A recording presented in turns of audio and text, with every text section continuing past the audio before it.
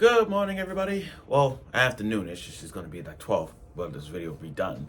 Today, I'm going to talk about the Children of the Shiunji family, episode 9. Now, this is Ouka's arc. Ouka is everybody's favorite girl. I don't know why people like Ouka. I think maybe because people like tsunderes. I'm kind of a iffy when it comes to tsunderes. Most of them into the shy girls, like Kotano. She's best girl, by the way. But it all depends on the character of who is best girl and who, like, literally like Ouka because of her pink hair, pigtails, and her tsundere vibeness. Now, we are now at the beginning. Well, I want to call it beginning, but this is like the mid-central of towards the end of Ouka's arc. Yes, we're 9 episodes in, and about a few more episodes going to come to an end. But Ouka's arc is just something to look upon. You see, Ouka, being that she's a tsundere, we all know how tsunderes work. I mean, if you watch the show that I covered in winter, I'm Getting Married to a Girl I Hate in Class, which, by the way, get another season 2, by the way, and I'm looking forward to that. You look at that show, and you're like, okay, that's what tsundere is going to do. They will do everything they can to get the guy, even if they have to push themselves to the limit. Even if they have to walk or climb to places just for the guy's approval. And this just showed us more about the tsundere-ness than anything. I mean, like, I think every year we're getting a tsundere girl, and we know how they're gonna do some stupid, crazy things. Unlike yanderes, at least yanderes has reasons behind it. But when you look at tsunderes, they really sometimes don't. But when you look at Ouka in this episode, I felt like, me personally, as a fan of his work, by the way, after reading Rent the Girlfriend, yes! But my point is, Ouka, I won't say I'm disappointing her, but it makes me feel like, why didn't they do some of these things? Why didn't Ouka do this? Why didn't Ouka do that? Those kind of things just kind of like baffle. But let's get right to it. So anyway, here's a review of episode 9 review of the Children of the Shiunji family. Okay, so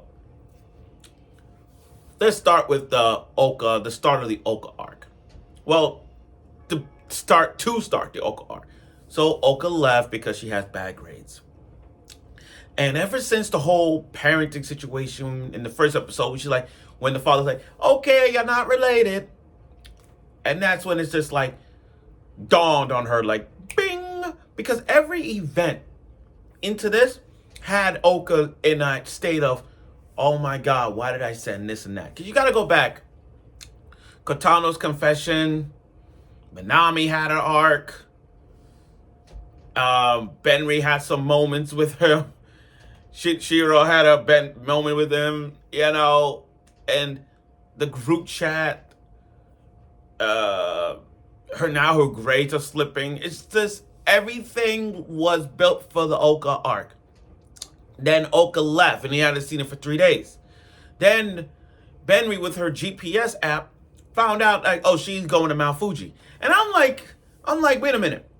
If she's at Mount Fuji, shouldn't you call the cops? I mean, I'm like, it's funny because I read this chapter, and I'm saying to myself, okay, part of me, outside the fans of this show, part of me is like, why didn't you call the cops, Benri, or anybody else? Like, why didn't you call the cops? Why didn't you call a chopper and all that just to find Ouka?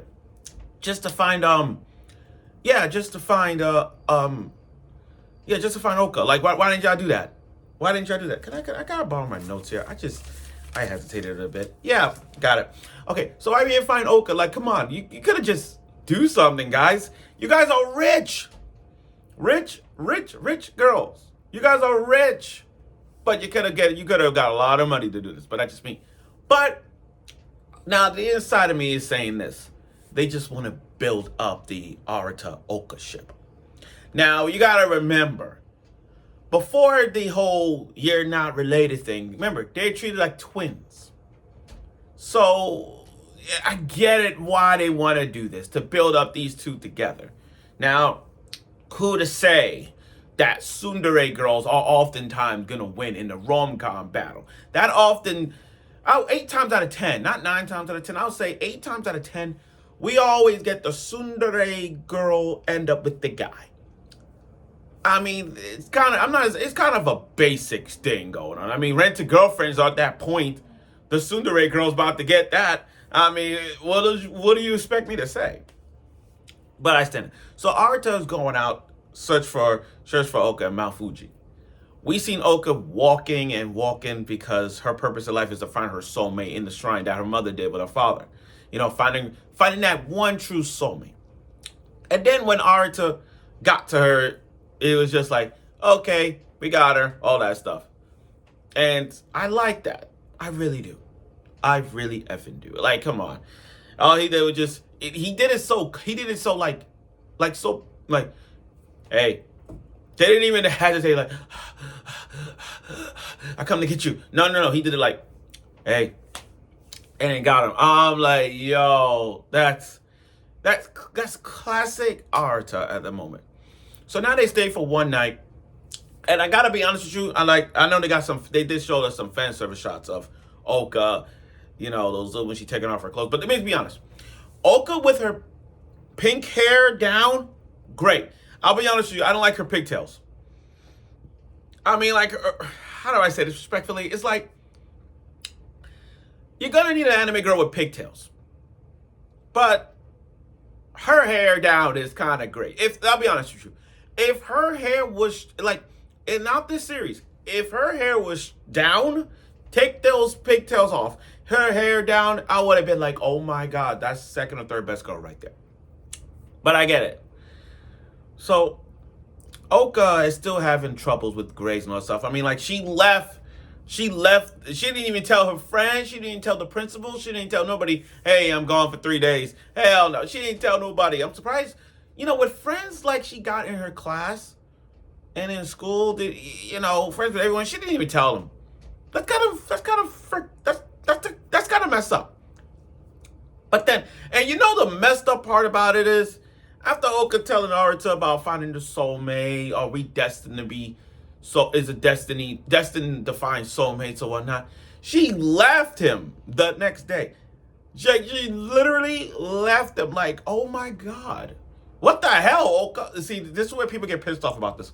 Like, this guy walked from 5th to the 8th, walked, no bus, no bike, walked from 5th to 8th.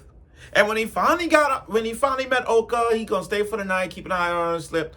Okay, they didn't share the same bed, they shared a futon. I mean, 2 futons. And all of a sudden, Ouka left. And then she lied. Not only she lied that she's going home, she's actually, and I'm like, this is like karma for her ass, and especially at a time bad timing. First of all, she went to the shrine in Mount Fuji, and literally, it was fog. In a foggy effing weather.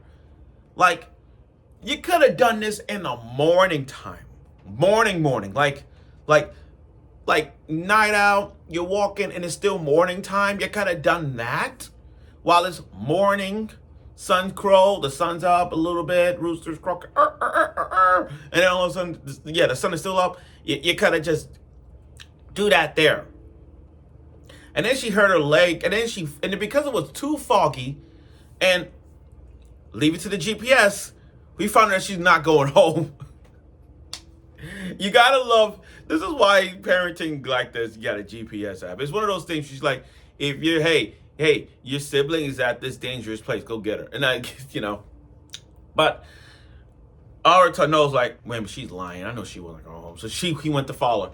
Now, in this foggy weather, because her mind is so out of place with Katano being open up. The whole sibling thing since day freaking one. Ever since day freaking one.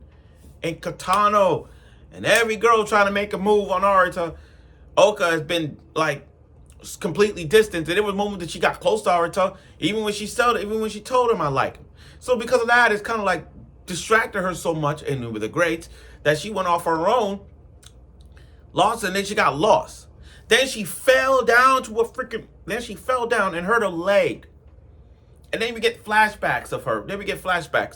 Some flashbacks are left off. Like, for example, she remember how her father how their father and her mom met, and he was carrying her on the back, and how he was carrying her on the back. And we're gonna see that exact same reference that we're gonna see that Arata is doing for Ouka, where you see Arata's gonna carry Ouka on his back because of his injury. And it's raining, it's foggy, and all that.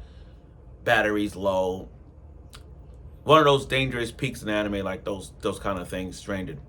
But then we get to see Oka's backstory a little more. And little Ouka is adorable. I mean, like, come on, man. Who doesn't like little Ouka? Like, look at her. And then she got the ear. And mind you, she got those pair of earrings. Those diamond-shaped earrings. They were supposed to be earrings, not for pigtails. You see what I'm saying? I'm like, wow. Your mom gave you a pair of earrings and you use it as pigtails. Who even does that? No offense, but who even does that? Like, here's a pair of earrings, and you're gonna put it on your head like pigtails. But here's the thing. Every jewelry their mother has for the Shiunji family, because if you look back, I think one has a necklace on it, one has a ring, so it's like everything is for their mother's sake. At the same time, like, okay, that makes sense. But I do, and then at the end of it, Arata found Ouka with a mess up leg and all that. So, and it you see Ouka's eyes that Arata is destiny, like that this is my soulmate. Because if her father and his wife found each other, and that's how they met in the first place, same thing. So it's, Arta's a guy. He's a nice guy. I can't hate him for that. But overall, though, I found out this episode, I won't say this episode was disappointing. I feel like this episode got people upset and tight with Ouka making these stupid decisions. I mean, not telling their friends and family that you're going to Mount Fuji. Not telling them, you lied to Arta, say you're going home, but you weren't going home. And then you went off by yourself in a foggy weather, which you should have done in the morning, where it's like, but I see why they did this. They make it so intense in a rainy, foggy situation. I get that. But I see why people don't like Ouka at this point. But she's a tsundere. Tsundere makes some bad or stupid decisions. So you can't blame her for that. You really can't. But, we're about to reach the end of Ouka's arc now, because we're still waiting for everyone to get an arc right now. I mean, Katano got an arc, and Ouka got an arc. So now we just gotta wait for... I'm sorry. No, Baby didn't get an arc yet. I'm sorry. Katana didn't get an arc yet. We're still waiting for that one. Ouka and Minami got an arc yet, so we're still waiting for Shira, Benri, and Katano. Hopefully, as we get to we're on episode 9. So I think season 2, and if they ever confirm a season 2, which they should do, we need more of the arcs. Let's just say. So that's my review of this show. I look forward for next week's episode. I'm also going to be doing that other anime if it comes out this later this afternoon when I get a chance. So thank you for watching my review of this show, and I'll see you next week.